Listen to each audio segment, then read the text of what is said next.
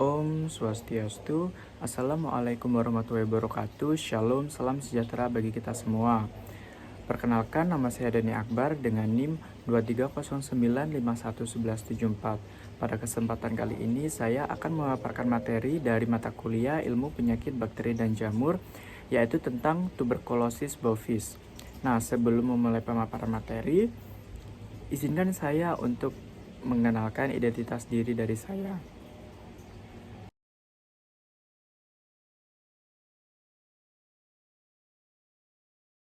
Apa itu tuberkulosis? Nah, tuberkulosis penyakit yang umumnya dikenal menyerang manusia. Ternyata juga dapat menginfeksi berbagai jenis hewan. Bakteri penyebab tuberkulosis bisa disebut dengan Mycobacterium tuberculosis complex, memiliki kemampuan untuk menginfeksi berbagai spesies, termasuk sapi, kambing, domba, babi, dan bahkan hewan liar. Penyakit ini dapat menyebabkan berbagai masalah kesehatan pada hewan, mulai dari penurunan produktivitas hingga kematian, serta berpotensi menular ke manusia. Berikut adalah kasus yang disebabkan oleh tuberkulosis bovis. Tuberkulosis, penyakit menular yang umumnya dikaitkan dengan manusia, juga dapat menyerang hewan, terutama hewan ternak seperti sapi. Di Jawa Timur sendiri, terutama di daerah saya, kasus tuberkulosis pada sapi atau bovine tuberculosis telah menjadi perhatian yang cukup serius, di mana Jawa Timur merupakan salah satu sentra peternakan sapi terbesar di Indonesia. Kepadatan populasi yang tinggi meningkatkan resiko penyebaran penyakit menular termasuk tuberkulosis. Salah satunya adalah seorang peternak sapi yang mempunyai sapi sebanyak 20 ekor. Belakangan ini, peternak tersebut mengamati beberapa perubahan pada beberapa sapi miliknya yang ada di peternakan. Beberapa ekor sapi terlihat kurus meskipun nafsu makannya cukup baik. Nah, berikut adalah latar masalah yang disebabkan oleh penyakit tuberkulosis bovis. Nah, yang kita ketahui, tuberkulosis merupakan penyakit menular yang disebabkan oleh bakteri Mycobacterium bovis. Penyakit ini tidak hanya berdampak pada kesehatan hewan ternak, tetapi juga memiliki implikasi yang luas terhadap sektor peternakan, ekonomi, dan kesehatan masyarakat. Nah, berikut adalah dampak terbesar dari permasalahan ini. Di antaranya terdapat dampak pada kesehatan hewan, kemudian dampak pada sektor peternakan, dan dampak pada kesehatan. Nah, yang pertama adalah dampak pada kesehatan hewan. Terdapat penurunan produktivitas. Sapi yang terinfeksi sering mengalami penurunan berat badan, produksi susu berkurang, dan fertilitas yang menurun. Kemudian, kematian. Dalam kasus yang parah, tuberkulosis dapat menyebabkan kematian pada sapi. Nah, dampak yang kedua yaitu dampak pada sektor peternakan. Yang pertama terdapat kerugian ekonomi. Penyakit ini menyebabkan kerugian ekonomi yang signifikan bagi peternak akibat penurunan produksi, biaya pengobatan, dan kematian ternak. Yang kedua, pembatasan perdagangan. Negara-negara sering menerapkan pembatasan perdagangan terhadap produk peternak dari daerah yang terinfeksi tuberkulosis. Yang ketiga, ada dampak dari kesehatan, di mana terdapat zoonosis. Tuberkulosis pada sapi bersifat zoonosis, artinya dapat menular dari hewan ke manusia. Konsumsi produk susu atau daging dari hewan yang terinfeksi dapat menjadi salah satu jalur penularan yang utama. Kemudian adalah resistensi antibiotik. Penggunaan antibiotik yang tidak tepat dalam pengobatan tuberkulosis pada hewan dapat memicu munculnya bakteri yang resisten terhadap obat. Nah, tuberkulosis pada sapi merupakan masalah kompleks yang memerlukan pendekatan multidisiplin. Penyakit ini tidak hanya berdampak pada kesehatan hewan, tetapi juga memiliki implikasi ekonomi dan kesehatan masyarakat yang signifikan. Beberapa aspek penting yang perlu diperhatikan adalah: yang pertama, heterogenitas penyakit. Tuberkulosis pada sapi dapat menunjukkan gejala yang sangat bervariasi, mulai dari subklinis hingga penyakit yang parah. Hal ini menyulitkan diagnosis dan pengendalian yang sangat sulit. Yang kedua adalah faktor resiko. Selain faktor genetik, faktor lingkungan seperti kepadatan populasi, kualitas pakan, dan manajemen peternakan yang buruk juga berperan penting dalam meningkatkan resiko terjadinya infeksi. Yang ketiga adalah resistensi antibiotik. Penggunaan antibiotik yang tidak tepat dapat menyebabkan munculnya strain Mycobacterium bovis yang resisten terhadap obat, sehingga mempersulit untuk proses pengobatannya. Selanjutnya ada upaya pemecahan masalah, yang disebabkan oleh tuberkulosis bovis.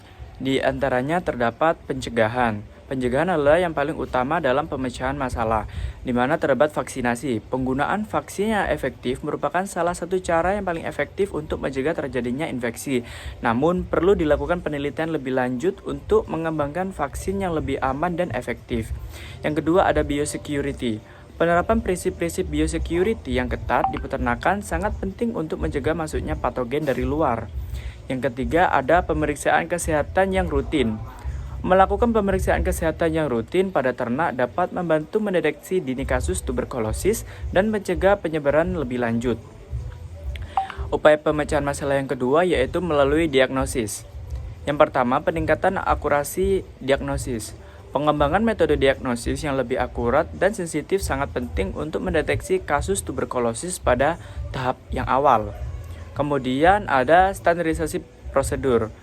Perlu adanya standarisasi prosedur diagnosis untuk memastikan hasil yang konsisten dan dapat diandalkan. Upaya pemecahan masalah yang ketiga yaitu melalui pengendalian, di mana terdapat pengobatan. Bagi hewan yang terinfeksi, pengobatan dengan kombinasi antibiotik yang dilakukan. Upaya pemecahan masalah yang ketiga yaitu melalui pengendalian, yaitu dengan cara pengobatan.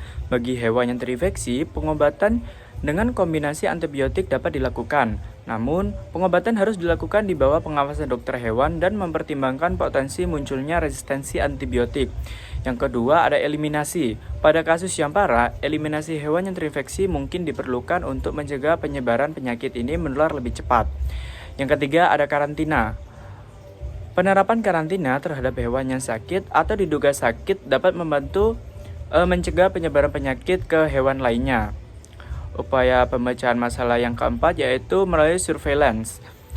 Pemantauan yang pertama melalui pemantauan berkala. Melakukan pemantauan prevalensi tuberkulosis secara berkala dapat membantu mengidentifikasi daerah endemis dan memantau aktivitas program pengendalian. Kemudian ada sistem informasi. Pengembangan sistem informasi yang terintegrasi dapat memudahkan dalam pengumpulan, analisis, dan pelaporan data surveillance.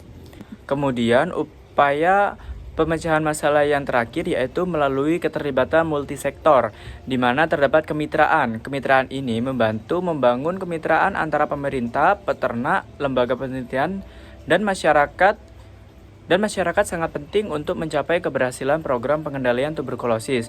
Kemudian melalui sosialisasi. Melakukan sosialisasi kepada peternak tentang pentingnya pengendalian tuberkulosis dan cara-cara pencegahannya itu sangat penting untuk dilakukan. Nah, di dalam upaya pemecahan masalah ini tentunya terdapat tantangan dan solusi. Di antaranya kurangnya kesadaran dari masyarakat. Masih banyak peternak yang belum menyadari pentingnya pengendalian dari tuberkulosis. Kemudian keterbatasan sumber daya.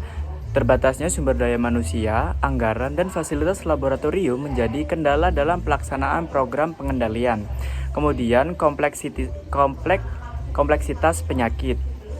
Tuberkulosis merupakan penyakit yang kompleks dengan berbagai faktor risiko yang sulit dikendalikan. Kemudian adalah solusi dari tantangan tersebut. Nah, yang pertama adalah peningkatan kapasitas sumber daya manusia. Melalui pelatihan dan pendidikan perlu ditingkatkan kapasitas sumber daya manusia yang terlibat dalam pengendalian tuberkulosis. Kemudian solusi yang kedua yaitu peningkatan alokasi anggaran. Pemerintah perlu mengalokasikan anggaran yang cukup untuk program pengendalian tuberkulosis. Kemudian pengembangan dan riset atau pengembangan riset. Peneliti terus-menerus diperlukan untuk mengembangkan metode diagnosis, vaksin, dan terapi baru yang efektif atau yang lebih efektif. Kemudian adalah kolaborasi internasional. Kerjasama dengan negara lain dapat memperkaya pengetahuan dan pengalaman dalam pengendalian tuberkulosis. Nah, baik, itu adalah pemaparan materi dari saya tentang tuberkulosis bovis. Nah, kesimpulannya adalah tuberkulosis pada sapi merupakan masalah kesehatan hewan yang serius dengan dampak yang cukup luas.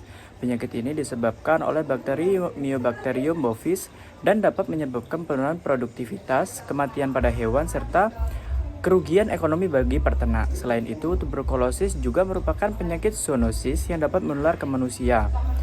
Pengendalian penyakit ini membutuhkan upaya yang komprehensif, mulai dari pencegahan melalui vaksinasi dan biosecurity, diagnosis yang akurat, pengobatan yang tepat, hingga surveillance yang berkelanjutan. Tantangan dalam pengendalian tuberkulosis antara lain kurangnya kesadaran peternak, keterbatasan sumber daya, dan kompleksitas penyakit.